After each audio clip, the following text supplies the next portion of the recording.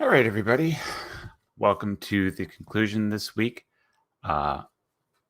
We skipped last week, and then this week we were going to have it, and I was a little under the weather last night, and Beth got invited to a friend's barbecue, so she went out to that, and we just decided not to do it yesterday for that reason. Tonight, she's a little tired. She might be joining us in a few, but I figured we should probably do one. We might be switching it to Sunday evenings going forward anyways, but we'll have to wait and see. So the big news this week, of course, is that the Liberals have finally called the election. It's a shocking move to no one. As Ian Rankin even said, as he met with reporters afterwards, that it was the worst kept secret that he was going to be calling an election. And it's a little frustrating I imagine it's very frustrating for the people who aren't in power, but definitely for anybody who's not a fan of the Liberals, that Ian Rankin has spent the last month or more doing funding announcements all over the province. He's averaging, I think, one a day is what I heard. And somebody told me that the grand total of funding announcements that Rankin made was $321 million. And he was even asked about this. And he said, no, I'm not campaigning. These are overdue funding announcements. So we can add dishonesty to the list of confirmed traits we have for him. And this is actually the real problem I have with Ian Rankin is he is a bold-faced liar. He will. We've seen him lie over. I guess it's hard to say bold-faced liar. I guess what he is he is extremely deceptive. So when he came out and talked about his drunk driving conviction, when he came out and talked about his drunk driving conviction, he said, first of all, well, I'm bringing this up because some people were asking, but no, it hasn't been in the media yet.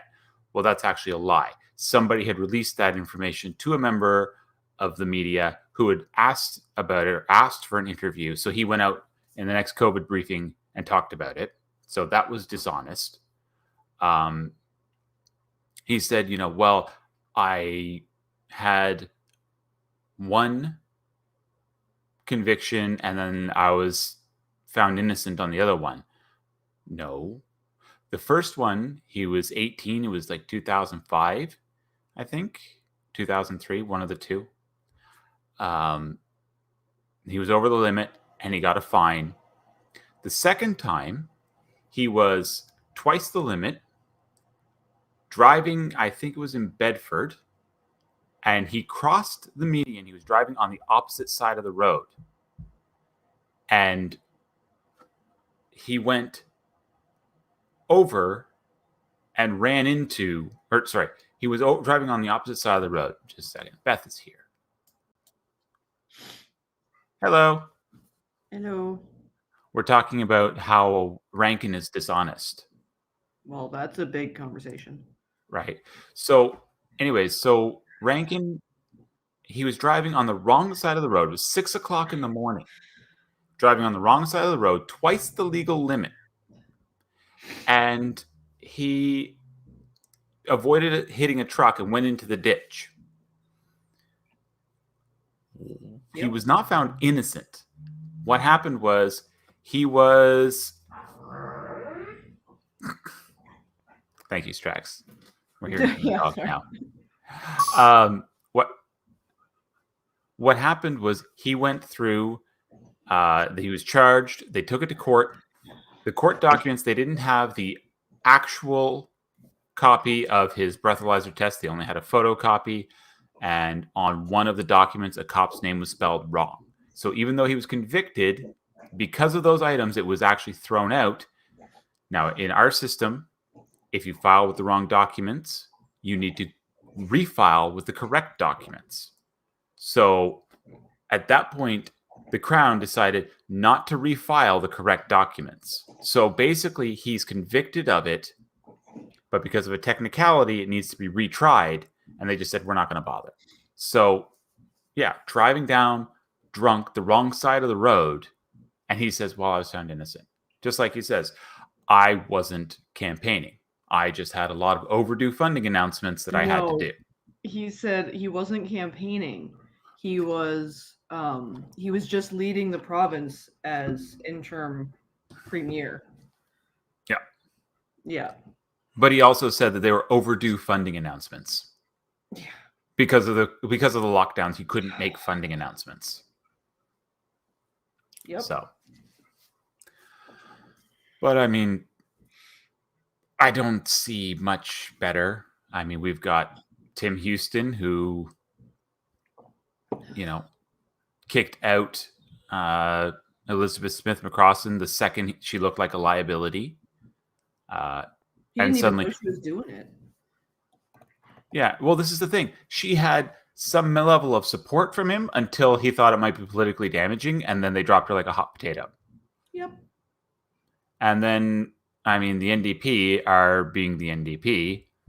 I saw one candidate the other day was saying, you should elect me so that we can have a $15 minimum wage, rent control, and there was a few other things. It's like,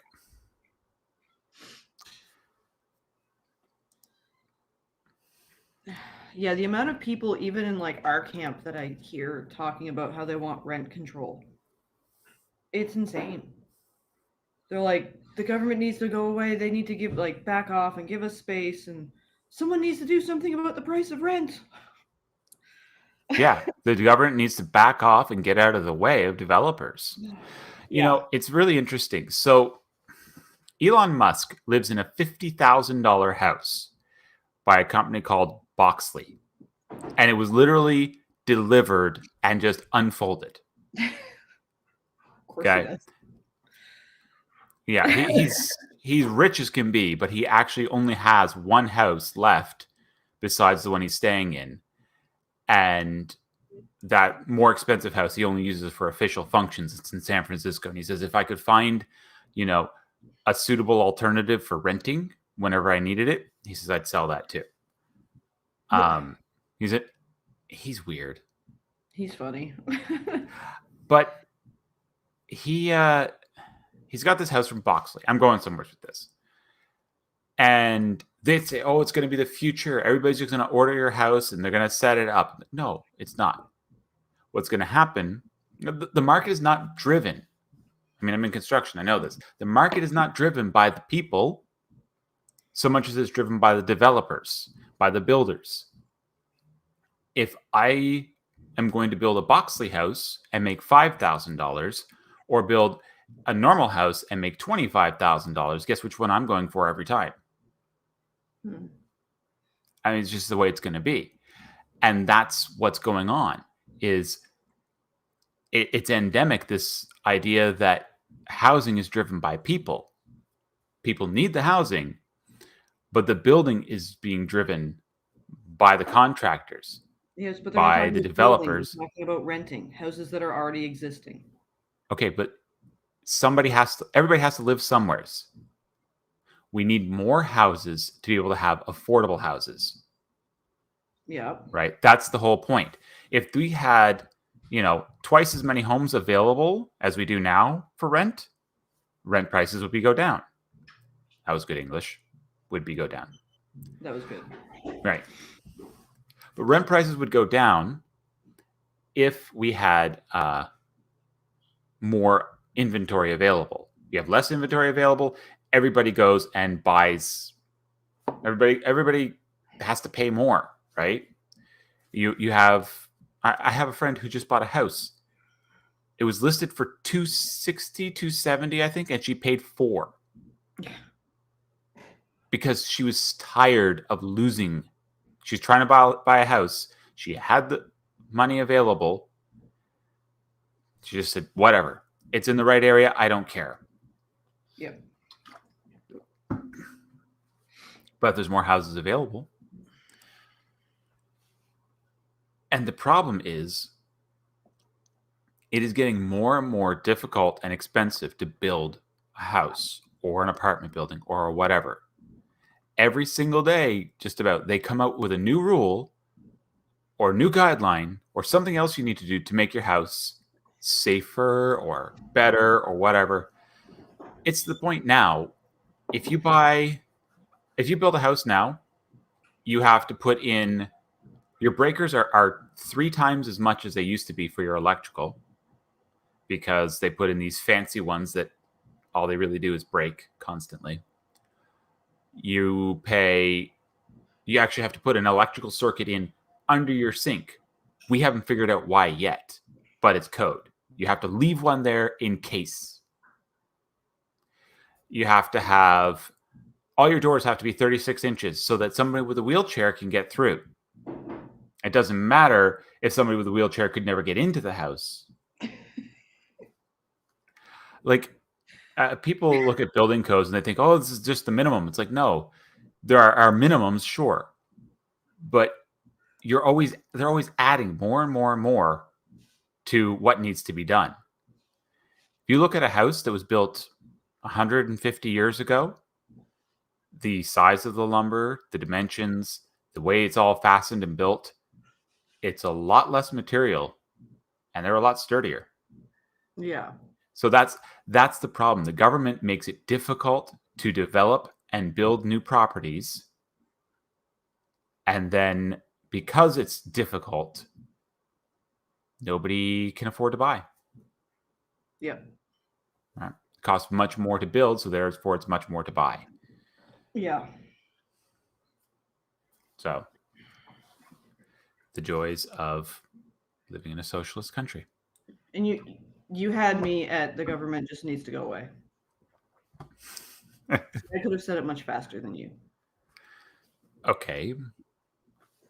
But if we did things your way on here, the stream would be 17 seconds long. Government sucks. Yes, it would. Screw them all. And the lady at the grocery store didn't know what celery was. It's green rhubarb. Oh, it was the best thing ever. It was the best part of my day. What are you doing? There's a kid over there. I can hear that. Oh my gosh, I'm so tired. Okay. So it'll be interesting to see how the election does turn out. There's going to be 4 more seats this election.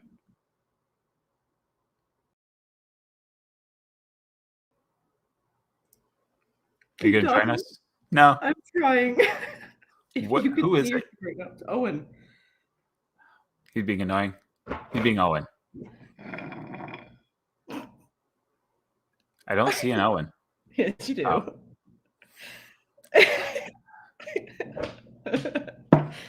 And he's just flicking papers off the half wall, just staring at me. Okay. No, he's crawling back to the kitchen. Sorry, I'm really tired, and that was really Teenagers. I love them. But yeah, so oh wait, somebody might have been. So that's the whole thing. So this election, we're going to have 4 more seats. So we're going from 51 members of the House to 55. So it's going to be interesting because there's 4 new seats. Good chance they'll go Liberal based on where they are. They're around the city. Where are they again? That's a write-off then. Yeah. So, sorry. Argyle, Clare, Richmond, and Preston are the first 4. Clare is nowhere near the city. No. Sorry, I was wrong there. So Argyle, Clare, and Richmond they're doing because it should increase Acadian representation. Yeah. And Preston is to increase the likelihood that a person from the historic Black community will be elected. Okay. As well. Now, what's not in the Liberals' favor this election is they're losing a lot of incumbents. So 11 Reagan? Liberals are not reoffering. Oh, good. Let's see, 11 of those. 1 NDP and 1 independent. So no PCs are sitting out. And as well, they've redrawn some of the maps. So because they've redrawn the maps, there's some areas where PCs would have done better and they're not. There's areas where Liberals were going to do better. Now it's the NDP. Where we're here right now in the Waverly Fall River Beaverbank riding, it's who is it now? Brian, what's his name, isn't it? I don't remember. I think I saw the sign today. I can't remember. Yeah. Oh, God. Brian Wong, I think it is. Yeah, that sounds right. So if people voted the same way they did last election, then the PCs actually win this riding by 0.2% of the vote. Okay. Which is, But there's a lot of Liberal signs around here. There are, yes.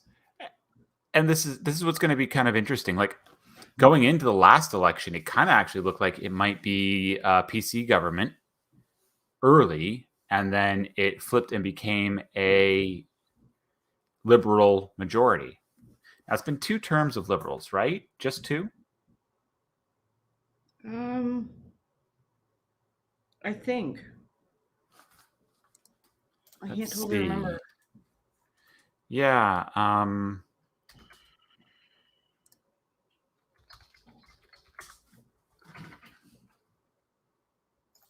pretty sure it was 2.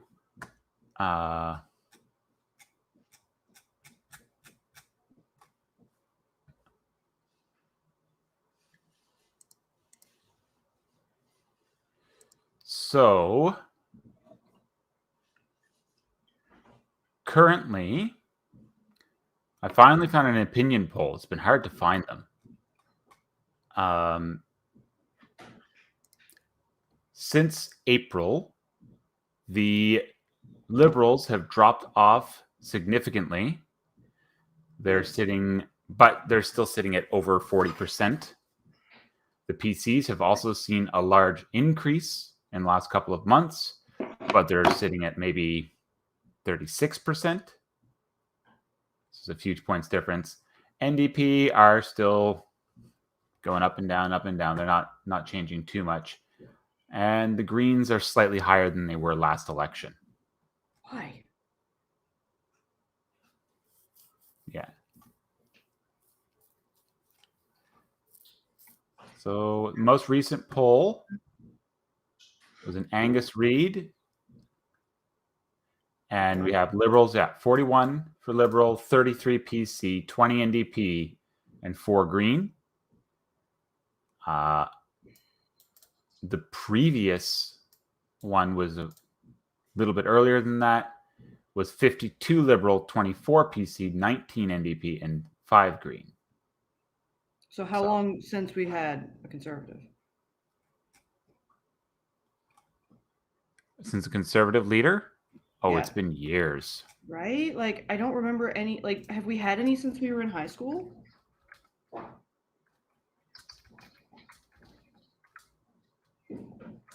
I don't think so. Yeah, wasn't it like John Hamm or something? I think he was a little bit before that. There we go. So Hamm was, 2006. What do you mean? Hamm. No. That's when Hamm left. Oh yeah, he was in. Wasn't because I wrote a thing for the newspaper about him when I was in like 8th grade. Yes, that's when he got out. He was in from 99 to 2006. Okay. And then it was Rodney McDonald from 6 to 9. Then Dexter from 9 to 13. McNeil from 13 to 21. And so far Rankin. So yeah, we've had 2 Liberals, then NP, before that 2 Progressives, before that 2 Liberals, And before that, 3 progressives, conservatives. Yeah. Yeah. Yeah, so it hasn't been much. No, well, I mean, if you look back to, say, about 1950 or so, we've had more progressive conservatives than anything else, but not, like I say, not recently. It's been since 2009 with Rodney Our McDonald. generation is liberal. Yeah. I don't get it, though. Rodney McDonald, it was just, he was the, I don't know how to I don't put remember it. anything about him. He was like plain oatmeal, Yeah. right? Just, he kind of existed. He just didn't seem to have any personality. And I wasn't following politics much back then, but I definitely just, he just kind of seemed like, oh, well, whatever. Yeah. You know, Okay, Dexter, so we can thank him for. Other than a history of premiers in Nova Scotia. So, other than that, what's going on is we've got next weekend, the 24th, mentioned it early, is worldwide protest against lockdowns. Again. So, yeah, so we expect to see. Yes, you should. I'm doing it right now. Yeah, just send it to me. Send me the link. There we go. So yeah, that's next weekend. So that'll be interesting to see if anybody actually comes out for Nova Scotia. I know we had a few people for the 15th, so we'll have to wait and see. And of course, you know, the big news COVID-wise is the Delta variant is going to kill all of us. Yep. That people who are vaccinated are still getting sick, but somehow they're starting to die now too. Somehow it's the fault of those who are not vaccinated. Well, because we're getting COVID and we're not getting tested, so there's nothing official, but we're getting COVID, it's mutating in our bodies, and then we're giving it back to them. Even though they can still get it if they're vaccinated, it's all our fault. Oh yeah, obviously. Because science. And if you disagree, you're a racist. Right? Oh, and I love too. Did you hear this week how people who have mixed doses, Pfizer, Moderna, are being turned away from other countries? They're not being allowed in. Well, you do realize that it says, like, right on this one of the CDC website pages, if you just Google COVID vaccine interchangeable, you can find all kinds of official links that actually say they are definitely not interchangeable. So in Canada, NACI, National Association, I can't remember. Yeah. Something immunization, something. They have said we can interchange the vaccines. It's all good. In the US, CDC said, no, you definitely can't. And Pfizer has also said, no, you totally cannot mix these. They're not interchangeable. Yep. Like, why is our science always different? This is because they have Moderna and Pfizer, but they don't have enough of one or the other. So yeah, let's get people shot. And this is the thing too. I mean, you saw Trudeau is optioning 30 to 60,000 or 30 to 60 million doses a year for the next 4 years. That's not weird. Even though I just read an article in Nature magazine that said when you get an infection, there are different parts of your body that make the antibodies. Mm-hmm. The initial ones are like fast working, like in your blood, but then the manufacturer of antibodies goes to your bone marrow. Okay.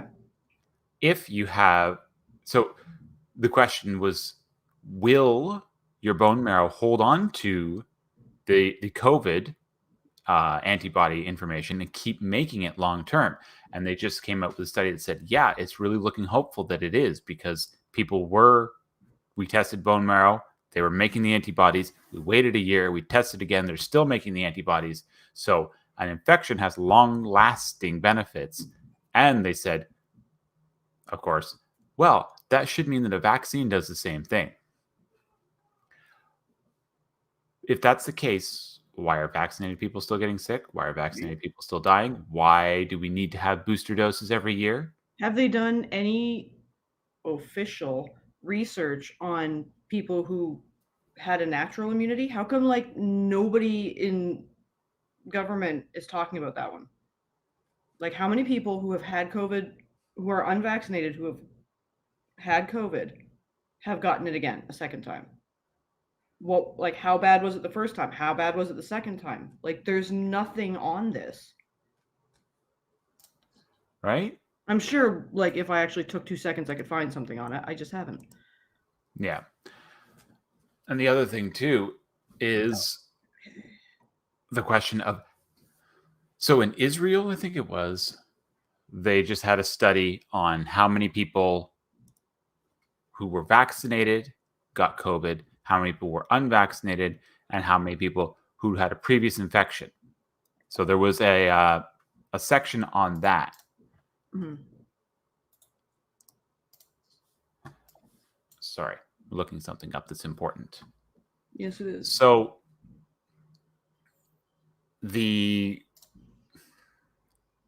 first page, the first on this graph, the first line was, vaccinated, unvaccinated, right? So it was one of those ones. It was, I can't remember what it's called, but it's not a bar graph, but it's like all colors, but it's done like a line graph. But so this much was vaccinated, then here was the unvaccinated, and then previous infection was like a line at the bottom. It was like at 1.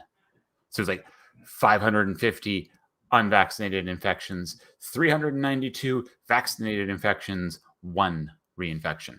Yeah. Page 10. Yeah, it's right up at the top.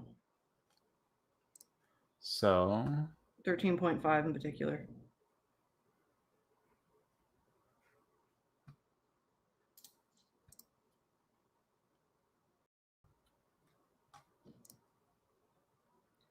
Let me see here. If I go here. Right. Okay. What are you doing? all right, I was reading real quick. So let's share this one.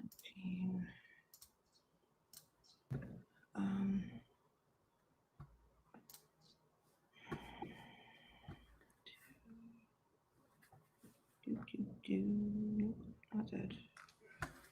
So they ended the mandate, or sorry, the injunction. Yes, they dismissed the injunction. When was and that? Instead, wait, when was that? June 30th. Okay, because this came into effect in the Health Protection Act order thing, May 31st. Of this year? Yeah.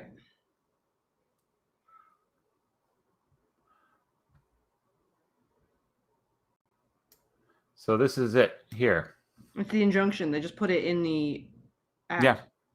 They put it in the act. Right?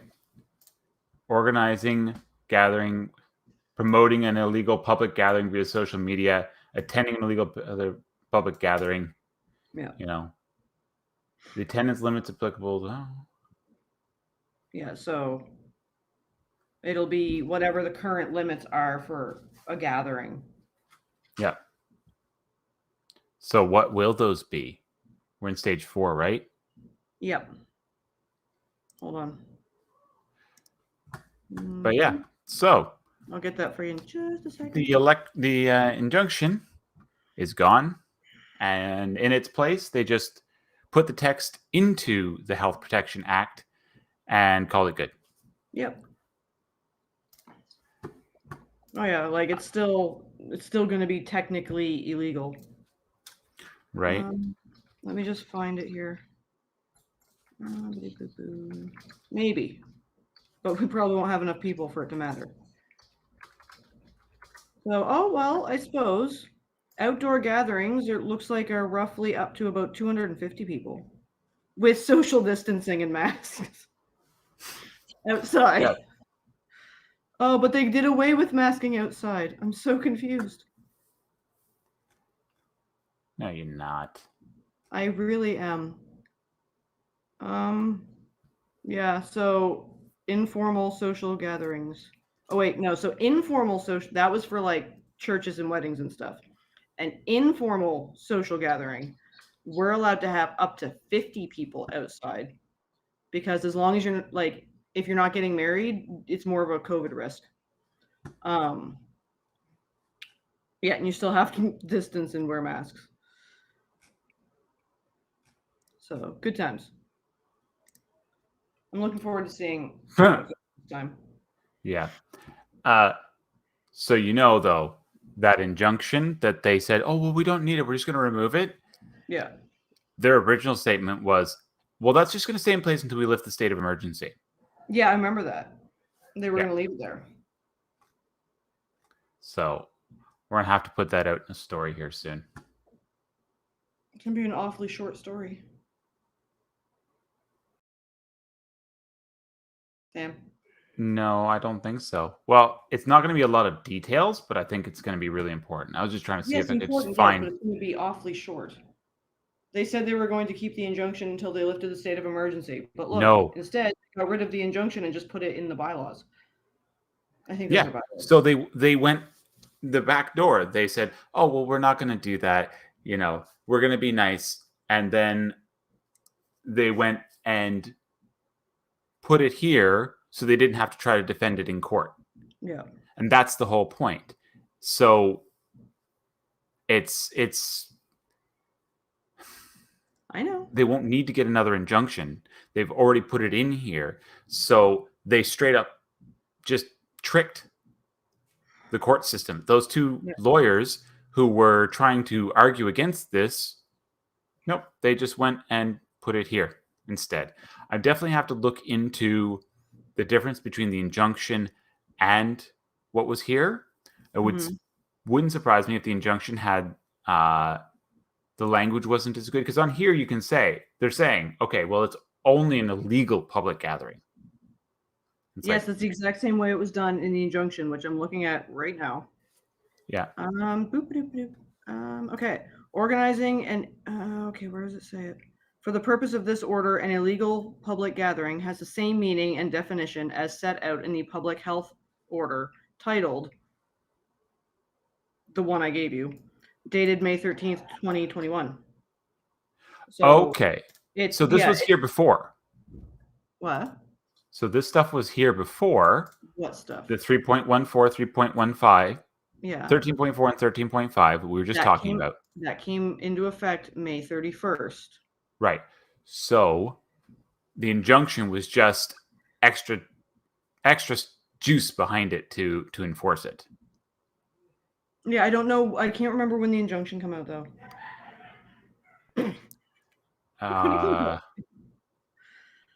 What? What are the kids watching? No idea. I can't hear it from here. I could hear it from here. I think they're just playing. They're just being weird. They're being teenagers. Yes. Right. So, anyways, I think that about covers it for today. Just kind of make sure we covered a few different things. And then from there, we'll be back next week with more information. Try to get the story out from this one. Try to get the story out for Dr. Milburn. We talked to him last week. Try to get the story out from some other people. In addition to raising our children and having our jobs and all the other fun stuff we do every day. Yeah. I will try to watch briefings, but I despise them. I wouldn't be surprised if briefing slowed down, or it was just Strang right now. Or would be just Strang right now. Didn't he say that? It'll just be Strang right now. Yeah. I really want to know what the different leaders' policies are going to be on COVID. But so far, I can't really get nothing out of them. They're all kind of just being, hey, vote for me because I'm nice. Well, yeah, because none of them want to offend the wrong group of people. So they're probably not going to make a statement. You're in the room with the food. Huh? You're in the room. No, I don't know what that was. One of them hit the wall outside or something. Oh, yeah, they're laughing hysterically at something. Teenagers. Yeah, so none of them want to talk about. They don't want to offend the wrong group of people. So they're probably not going to say anything. Oh, probably not. I could see them saying something on. I could see the NDP saying something. Yeah, because they don't want the Greens. Yeah. Well, but by the same token, I mean, I know you'll be safe. I know some people who are anti-lockdown, anti-mask, anti-vaccine passport, and they are as NDP as they come. There are or Green. Yeah, there are a handful of like left libertarians in the NDP, but not generally too many. Yeah. It's I think it was what Thomas Sowell said the other day, or I read from Thomas Sowell the other day, right? Was something along the lines of, the question is not what should be done. The question is who makes the decision about what should be done. Yeah. Right? Is it the government or the people? That's not what he said. That's what I'm interpreting. Right? Yeah. Who makes the decision? Yeah. And historically, the best countries have always been the one where it's like, okay, we trust the people to make the decision. Yeah. But, that's crazy talk. What we really need to do, is make sure everybody has a steady paycheck and can live in their basement in a cheap apartment and do whatever they want. It's not going to negatively affect the GDP at all. We'll just bring in all kinds of immigrants. They can do the work. Well, yeah, don't you? It is the government's responsibility to make sure that I can stay home with my kids. No. Yes. You're supposed to be out working. I'm supposed to stay home with the kids. Oh, yes, that's actually, right.